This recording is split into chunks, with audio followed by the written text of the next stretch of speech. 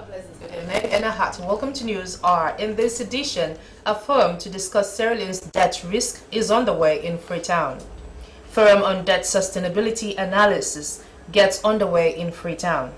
Freetown City Council launches Operation Pushback of street skaters in the Central Business District. And National Telecommunications Commission NATCOM gets new Director General. For these stories and more are lined up in this edition of News R. I am Alice Mariama Thompson. Stay tuned.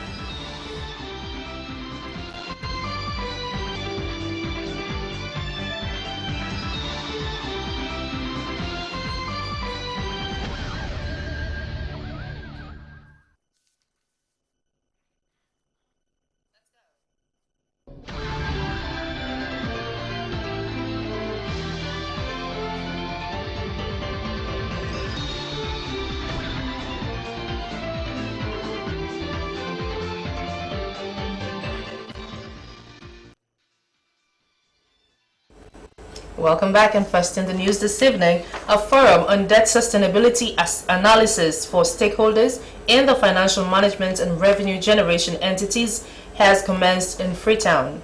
The objective is to assess the country's level of exposure to risks of debt distress. It is being organized by the Ministry of Finance and the West Africa Institute for Financial and Economic Management. Ibrahim Samua reports. It's an annual activity of the Finance Ministry. Over the years, government has been conducting debt sustainability analysis to establish whether government's borrowing levels are running into a stabilizing debt path in order to take corrective measures based on international accepted indicators. Chairing the forum, the acting Minister of Finance, Dr. Patricia Lavalley, said Sierra Leone, like many other developing countries, continues to prioritize proactive debt management within its overall economic policy management agenda. She said the objective of the debt sustainability analysis is to assess Sierra Leone's level of exposure to risk of debt distress anchored on projected macroeconomic path in the medium to long term. Dr. Lavalley said the new direction administration inherited a very challenging economy with a total public debt of over 16 trillion. Dr. Lavalley said the new direction administration inherited a very challenging economy with a total public debt of about 16 trillion leones. The Director General of the West African Institute for Financial Economic Management, Baba Yusuf Musa, told participants that the global debt risk indicates that the risk of debt for lower income countries is on the increase, saying that the bulk comes from domestic debts. He said the debt sustainability analysis will help to identify the debt vulnerability of the country. Mr. Musa stressed the need for policy action, noting that the new revised tool will be used to conduct the country's debt sustainability analysis. Deputy Bank Governor Dr. Ibrahim Stevens underscored the importance of the forum, pointing out that the central bank has keen interest in the success of the exercise. Dr. Stevens emphasized the need to have a comprehensive analysis that will help to make good and informed policy decisions. Ibrahim Samura.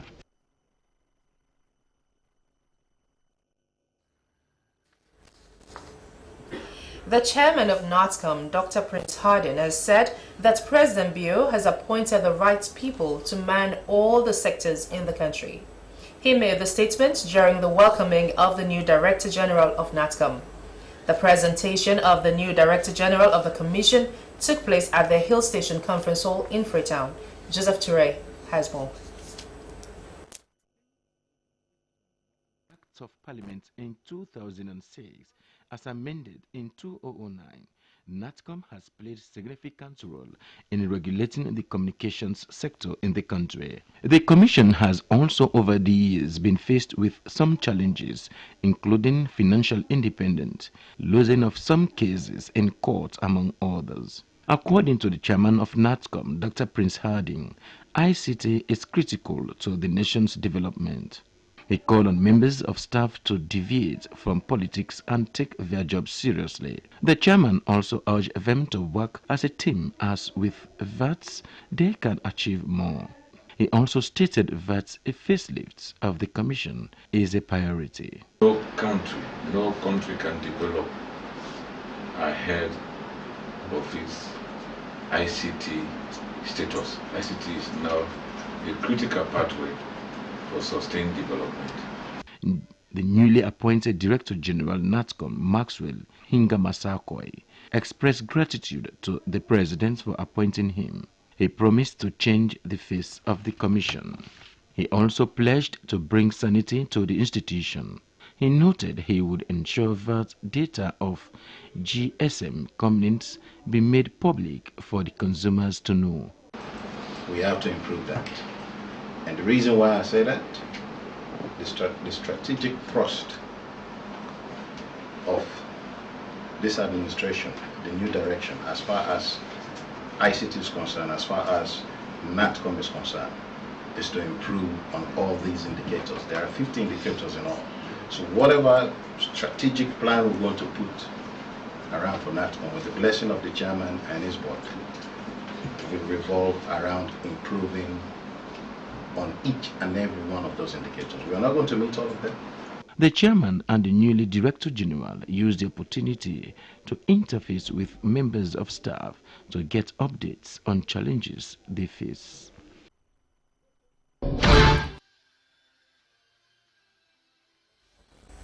The government of Sierra Leone, through the Ministry of Agriculture and Forestry, is continuing its tree planting drive to other parts of the country. Technical staff from the Forestry Division, accompanied by the Director of Forestry, have just returned from Potloko District, where the National Tree Planting Campaign continued with the collaboration of the Kalusha Farmers Cooperative. Harold Williams has the details. Chiefdom began with the confiscation of boards by officials from the Ministry of Agriculture and Forestry. This area and most of Potloko district have been widely subject to deforestation through timber and charcoal harvesting. But the reception at Walitor village spoke in contrast to the prevailing practices of the recent past. Director of Forestry Umar Lee witnessed the new commitment for conservation in the launching of the Plant Stick for Better You Life campaign, which was launched earlier by the head of state, retired Brigadier Julius Mada Bio. As promised at the launching of the National Tree Planting Campaign, the exercise would be taken to all districts in Sierra Leone. People of Walitor were told about the value of tree planting to regulate the climate both locally and globally. Women especially were given the target message that their constraints in fetching water for daily household chores can be attributed directly to deforestation, which reduces the water table. The Director of Forestry joined hundreds who planted hundreds of trees at the village. I want to thank the Honorable Minister, Honorable Joseph Jonathan Danema, for where he get passion for plant stick, and he believes Sierra Leoneans and go for plant stick, so that if we plant stick, it go better with life. The Kalusha Farmers Cooperative is the main proponent that is embracing reforestation in Potloko district. As a token of government's encouragement for tree planting, 1 million leones were presented to the Kalusha Farmers Cooperative as food for work. Suleiman Tula, chairman of the farmers, thanked the Ministry of Agriculture and Forestry for their technical support and pledged to commit his group towards the restoration of the forest in Potloko. The Kalusha farmers will be progressing to Masewo, also in the Masmara Chiefdom, for a continuation of the tree planting exercise this weekend.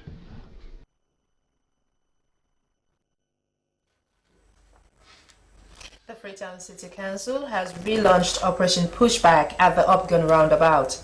Operation Pushback is aimed at discouraging street trading within the Freetown Central Business District. Operation Pushback will go alongside with the removal of traders from 17 streets within the Central Business District. Darren Barry reports. As street trading continues to be a cause for concern, the Freetown City Council has relaunched Operation Pushback. It could be recalled that this is not the first time the Freetown City Council has launched operations with different code names to diagnose the Central District, but these moves have not been sustainable. The Freetown City Council has now identified 17 streets that traders will be prevented from trading.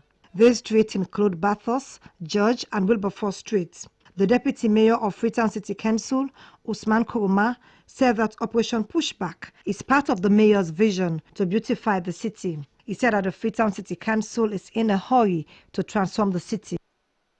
We launched the Operation Pushback because we want to see the city in a proper manner.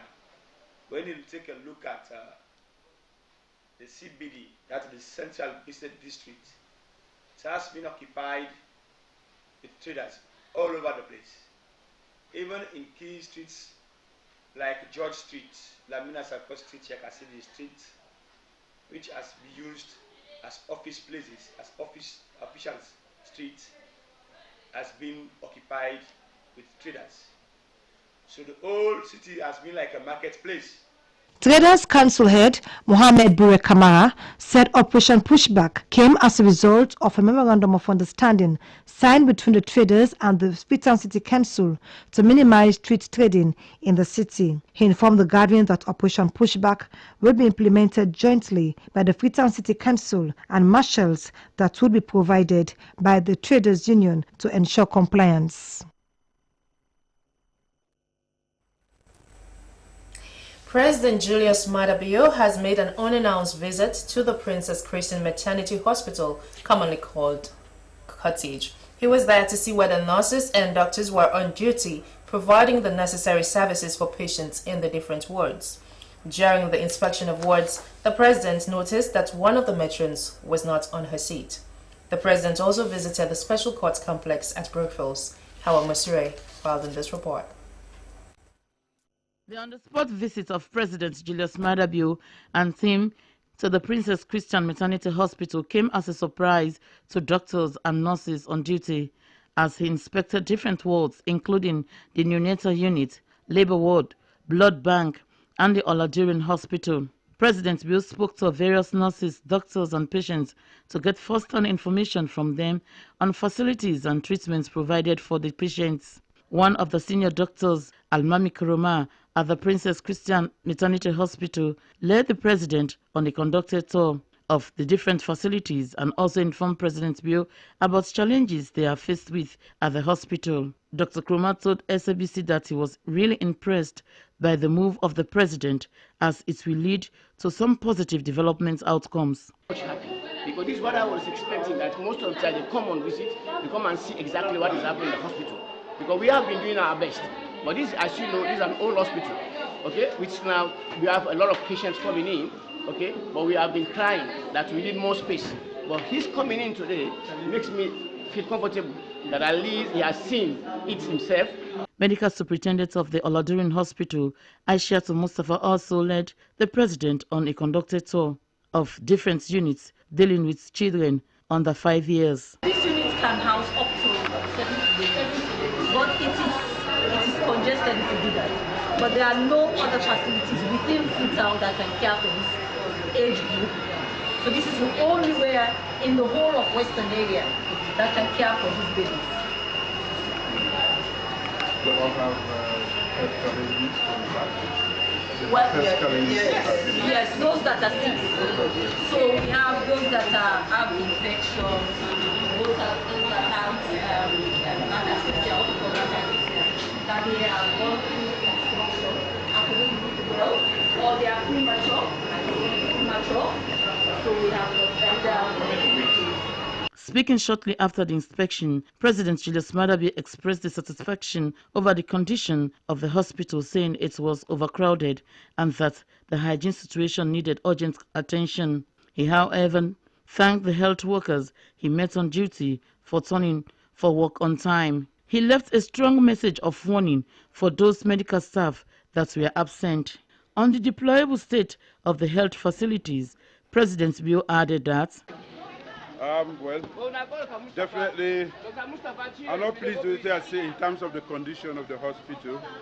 I think we can do better. What I'm not pleased with is that this place where we give birth to our children is not conducive. I have heard a lot about it. And that is why I have decided to come and see for myself, and definitely this facility.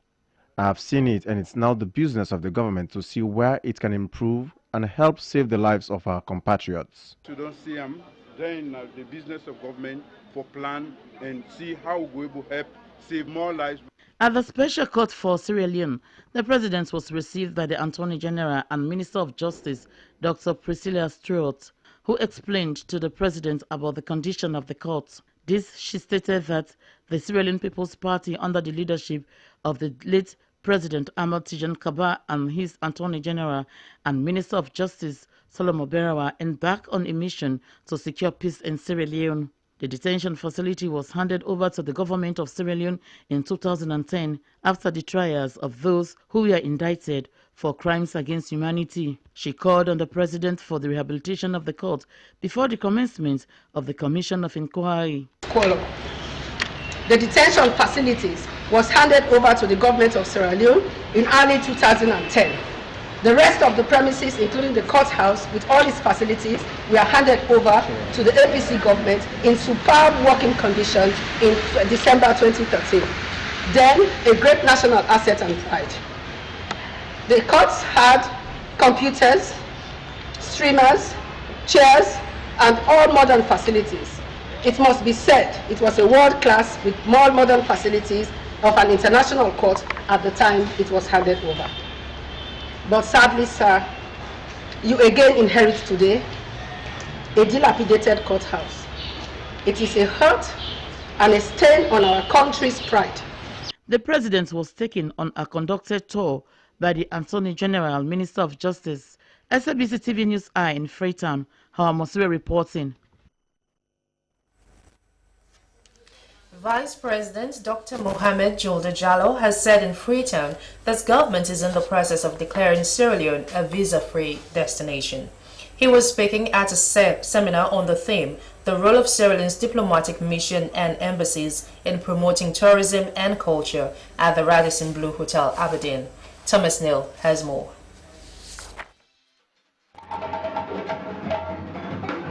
The concept is based primarily on the tourism industry, which has mainly been viewed as a vehicle for economic, social and cultural development. However, there is no doubt that embassies and high commissioners are key in promoting tourism.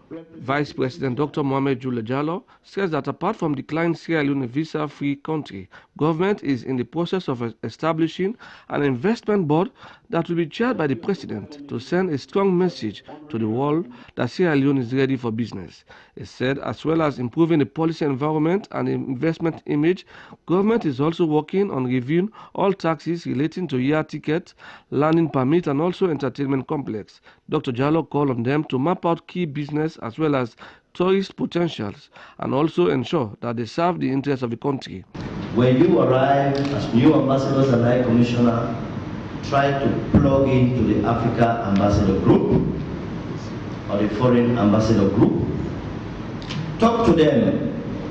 They will tell you each European country or each Western country has got specific things that they help African countries with.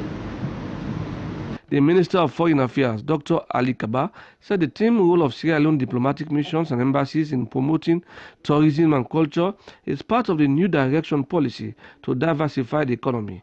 A call on the diplomats to play a key role in that direction. The topic here today is of utmost critical importance. It addresses a fundamental promise we made during the campaign that we are going to diversify our economy. That depending on the export of raw materials, especially diamond, is not going to translate into higher standard of living. The Minister of Tourism and Cultural Affairs, Dr. Memuna Tubrat, stated that our ministry recognizes the contribution made by the missions abroad in actualizing the objectives of the tourism sector. Dr. Bemba Bayo, who is Sierra Leone's ambassador to Germany, noted that tourism is one of the bedrocks of economic development, adding that as diplomats, they should ensure that the country is known as a touristic destination. It is expected that the knowledge gained will help in promoting and marketing the countries which are still not exhausted its touristic potential.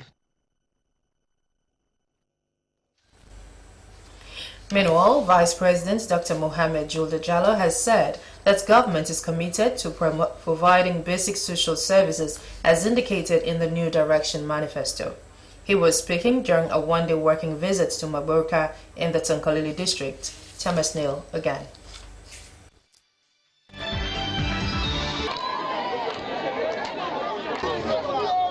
Tonkolili district, though one of the biggest districts in the north, is also one of the least developed.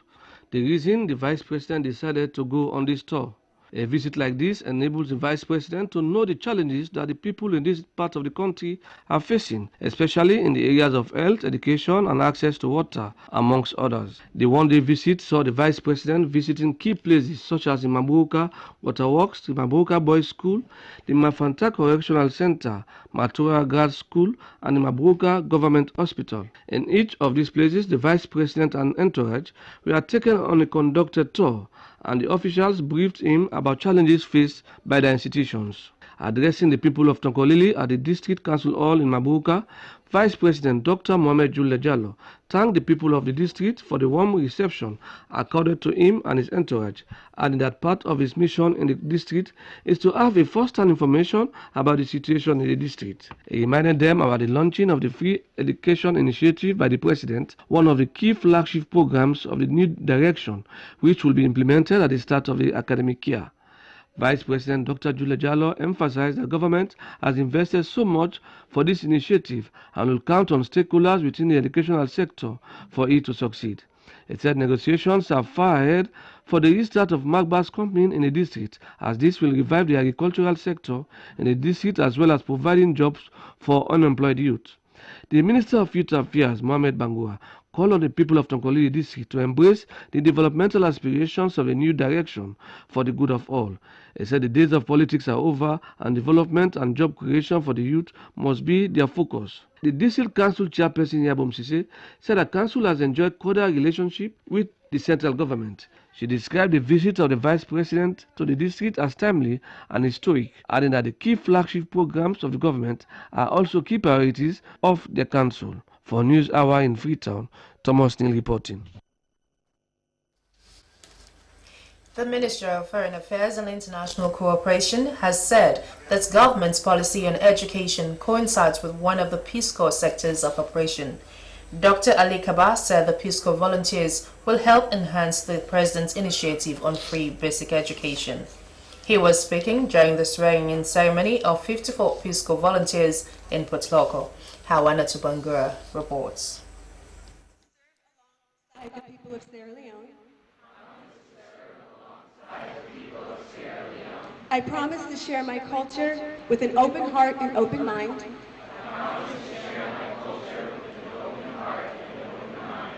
The 54 Peace Corps have completed an intensive 10-week induction to prepare them to serve as teachers and health workers across the country. The foreign minister stated that their roles as teachers and health volunteers will impact the lives of Sierra Leoneans and building the capacities. Dr. Kaba said the services of the Peace Corps volunteers in communities and schools will play a critical role in promoting quality education, which is in line with the New Direction agenda. President's New Direction flagship on education, which is one of the Peace Corps sector of operations in the area of education. As the President seeks to deliver his campaign promise on education, Peace Corps volunteers serve as a platform and a conduit to help enhance the President's initiative on free basic education in the country. Giving an overview on the establishment of the Peace Corps program in 1962, Dr. Kaba noted that it was as a result of the long-standing relations between the USA and Sierra Leone before and after independence. Since then, he went on, more than 4,300 volunteers have shown their love and friendship to Sierra Leone. He lauded the efforts of the United States of America for their immense contributions at bilateral and multilateral levels to the socio-economic advancement of the country. The Deputy Chief of Mission and Charge d'Affaires of the U.S. Embassy in Sierra Leone, Tomeka Ball, thanks the host families for accommodating the Peace Corps in Sierra Leone. He said besides the increasing number of volunteers, the Peace Corps program is also hiring and training additional Sierra Leoneans.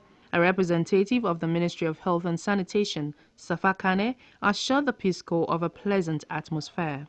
In another engagement, the Minister of Foreign Affairs and International Cooperation, Dr. Ali Kaba, bade farewell to recipients of the Chinese government scholarship. Dr. Ali Kaba stated that the president's key priority was to ensure quality education and promote lifelong learning opportunities for all Sierra Leoneans in line with Goal 4 of the UN SDGs. The foreign minister said they are going as ambassadors of the country to acquire knowledge for the benefits of the people of Sierra Leone. He advised them to put on their best during their academic pursuits and express gratitude to the government of China. The ambassador of China to Sierra Leone, Wu Peng, underpinned their full support to the new direction's policy on education. He stated that China is helping Sierra Leone build schools and considering donating portable classrooms to help students and teachers in remote areas. He said the key to sound relations between states lies in the affinity between their peoples. The Minister of Agriculture and Forestry, Joseph Danema, has said that under the new direction, local farmers will be supported to enhance agric development in the country. Mr. Danema made the statement during a visit to the Sierra Aka Food Processing Company at Kosotown and the poultry farm at Sumbuya. Sheku Sumaila has more. The Sierra Aka Food Processing Company is the first in the Mano River Union with a modern food processing plant that can process 50 cows and small ruminants per day and hundreds of chickens per hour. The poultry farm at Sumuya has over 70,000 layers and over 50,000 broilers. The Minister of Agriculture and Forestry, Joseph Danema, was taken on a conducted tour of the food processing plant, where he was shown facilities and different stages of processing. Before visiting the poultry farm at Sumuya, Mr. Danema said he was impressed with what he saw and promised that the government of President Bio will support local farmers by transforming them into millionaires in dollars. He commended the Chief Executive Officer of Sierra Aka, Pakai Kamara, for such an admirable investment he has done in this country. It's a very impressive entity here, and the entity needs a lot of support, and I think government should be prepared to support such an enterprise. Chief Executive Officer Sierra Aka, Pakai Kamara, said he was impressed by the visit of the Agriculture Minister as it showed how committed is government in improving the agriculture sector. Mr. Kamara said that expansion is what he is focusing on right now. Mr. Kamara encouraged farmers to grow more maize as they have a market, adding that Sierra Aka has a milling plant that processes hundreds of tons of animal feed. Adi. We are doing both broilers and layers. Commercial layer production at the moment, we are doing more than 30,000 eggs per day. And for broilers, we can do more than 70,000. That means we do process a month more than 30,000. That's the current capacity. Consultant processing plant for the broilers is 1,000 chicks per hour. For cattle and small ruminants, we can do 50 eggs per day. That's the capacity. Okay, for cattle. Reporting for SLBC News, I am Sheku Sumaila.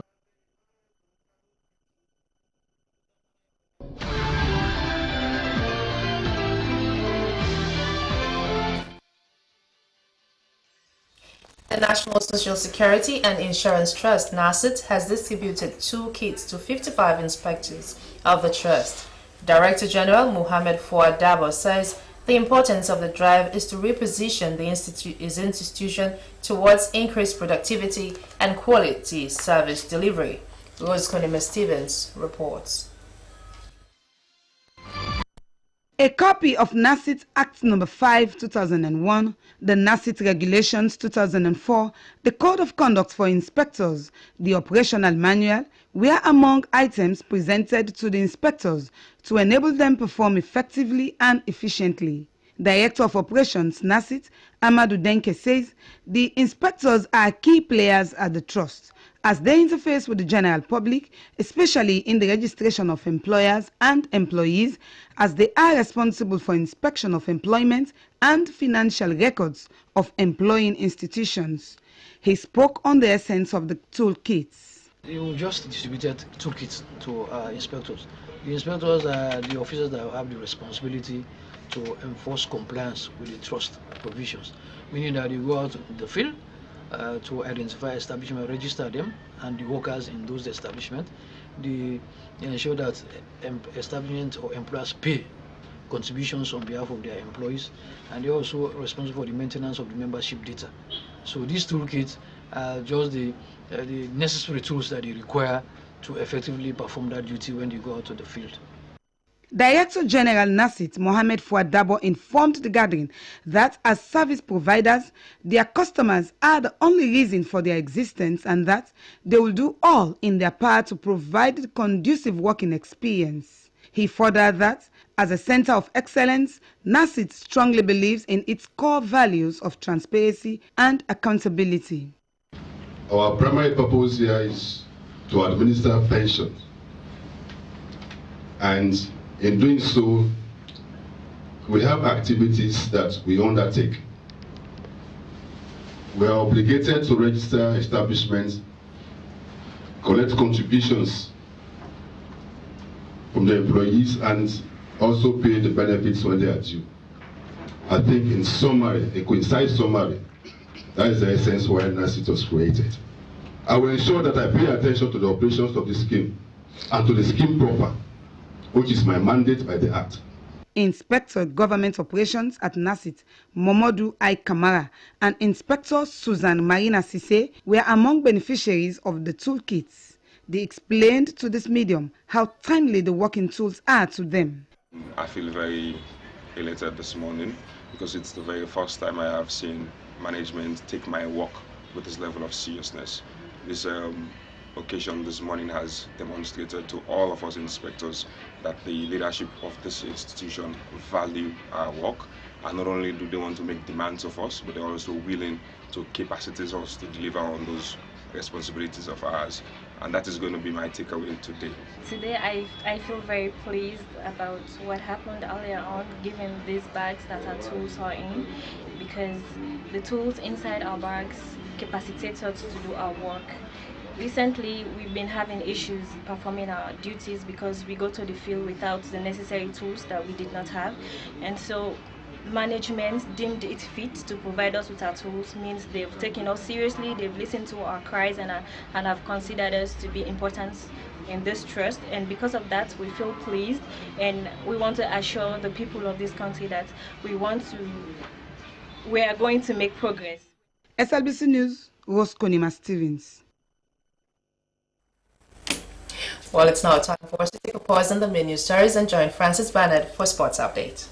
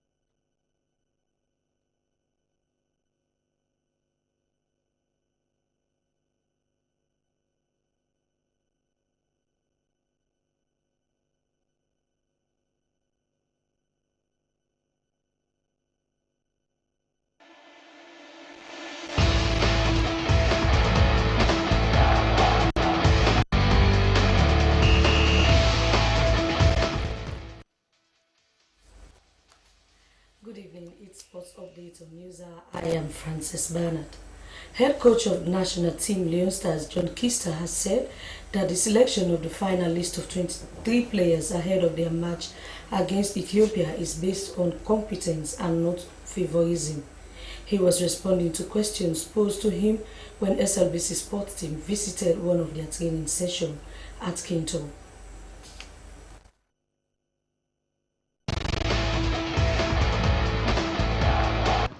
John Kister is the head coach for the national team Leon Stars, and Leon Stars are currently preparing to take on Ethiopia in the Nations Cup qualifications. Well, we've just met with John Kister at the SLFA grounds where Leon Stars do their normal training in the morning. John Kista, good morning and welcome to SLBC. Good morning and thank you. Do you want to tell us if you have done your final selection of the team that will be making it to Ethiopia? Yeah, well, fortunately I have. Prior to that, I had about 35 players that was on a list, that I asked for, because those players were going to be for the 4 matches, not just for 1 match, or for the 4 matches. So what I had was a pool of players of 35 wherein I felt, nowadays in football is about squads, and it's important that when we do that, the players that are coming in or not coming in are going to feel like they're part of what we're trying to do, which is what we're trying to create. And hopefully that will keep them very, very competitive, in regards to the other games coming in. So how is your list like, the one that will be going to Ethiopia? How is it like? Oh, I've had a good 23 players, that will be going to represent Sri Lanka at this time for this match. We've looked at the match we're going into, the personnel that we're going to take, and that's what we've done. Everything we've done is based on we're going to Ethiopia. Okay, do we have new names coming in for the first time? Yeah, we've got a few that's coming in. We have the boy from what's it called, Bristol City, goalkeeper. Young boy was here before and left for UK. He's doing well, so we're bringing him in.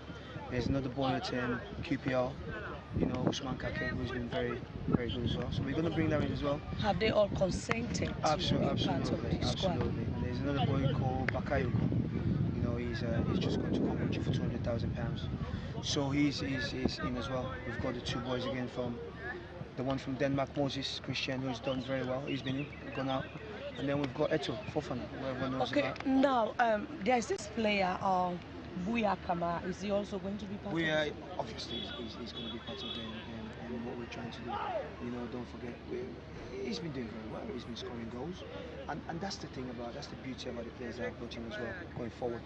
A lot of them have been doing very well in their respective clubs, scoring goals. He's had a great move as well, for a young boy, and hopefully he can get better and better, and that will be the benefit for us. What do you know about your opponent? I'm doing a lot of work around them.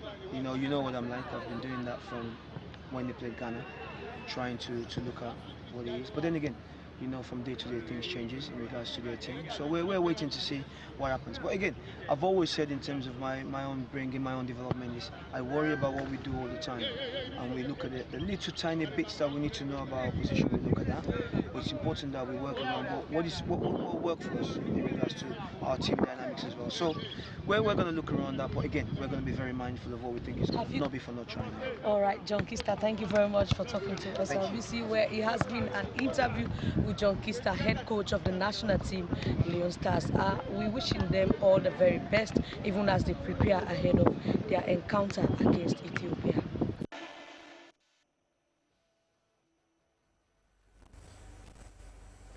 He is the head coach of the national team, Leon Stars, John Kista.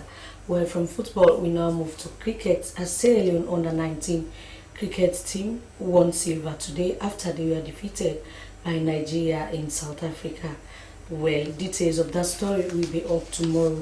And now in the international scene, Portuguese superstar Cristiano Ronaldo's oldest son has started training with Juventus Youth Academy under-19, according to media reports in Italy. 5-time Ballon d'Or winner Ronaldo signed for Italian champions Juventus this summer from Real Madrid for €100 million. His oldest son, Cristiano Jr., who was born in June 2010, was photographed training on Monday with Juventus under-19. And finally, for sports updates on news, 2-time champion Novak Djokovic struggled in the New York humidity before recovering to beat Martin in the US Open first round. Djokovic, aiming for a 14th Grand Slam title, eventually won 6-3, 3-6, 6-4, 6-0. The Serb looked unsteady on his feet and asked for a sick pocket to put next to his chair in the second set. Well, with that story, we bring the curtain down for sports updates on news. I am Francis Bernard. Good night.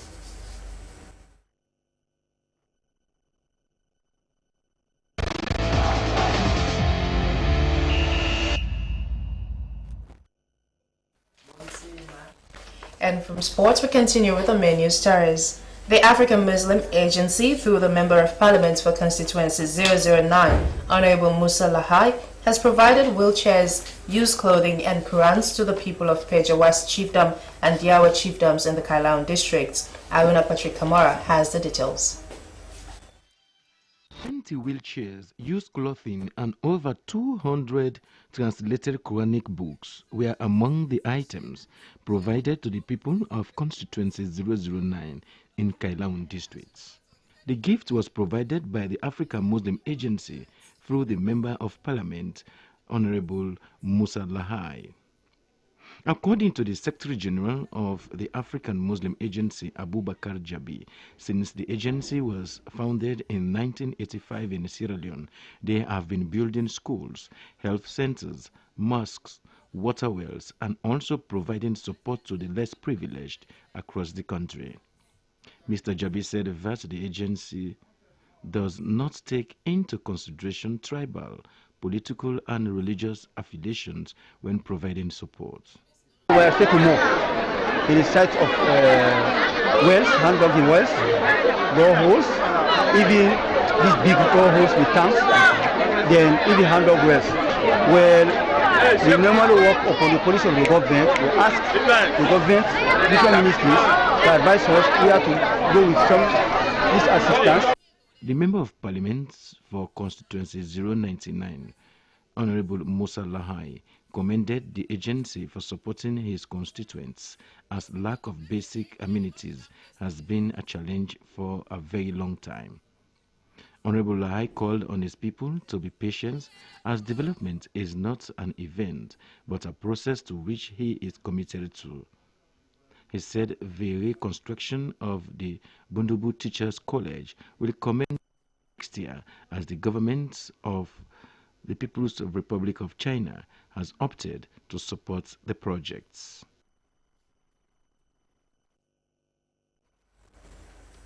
Media Watch Sierra Leone has called on authorities of Farabe College to make mass communication building disability friendly.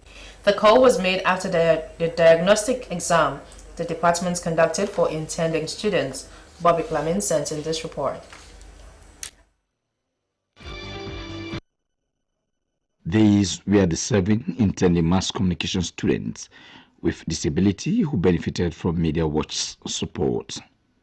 Executive Director, Media Watch Sierra Leone, Francis Ndanema, called on the Farabe College administration and other well-wishers to construct a ramp that will help wheelchair users access the lecture rooms.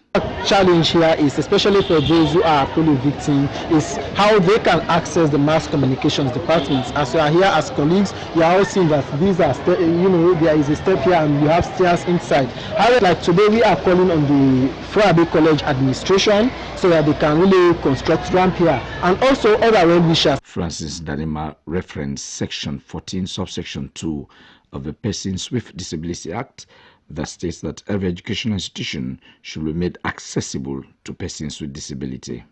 Some of the intending mass communication students with disability said they were grateful for such support and called on Media Watch to advocate for them to get easy access to the department so that their vision of becoming journalists will be actualized. Well, I'm very impressed, and I want to say a very big thanks to Media Watch for this great venture, and we appreciate them a lot.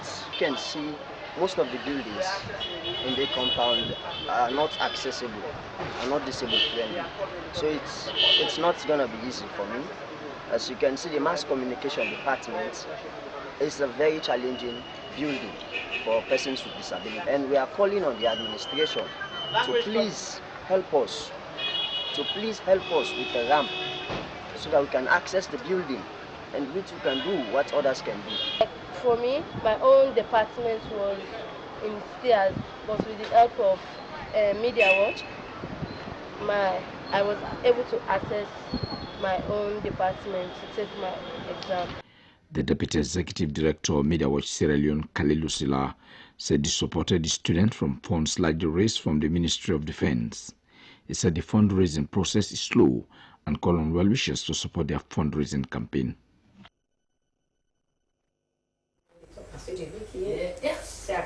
And with that item, news hour comes to a close. But before we go, a quick look at the top stories. A forum on debt sustainability analysis has commenced in Freetown. Freetown City Council has launched Operation Codename Pushback of street traders in the Central Business District, and National Telecommunication NATCOM has got a new Director General. That's all in this edition of News Hour. Broadcast live on the Sterling Broadcasting Corporation. I am Alice Mohammed Thompson. Have a blessed night.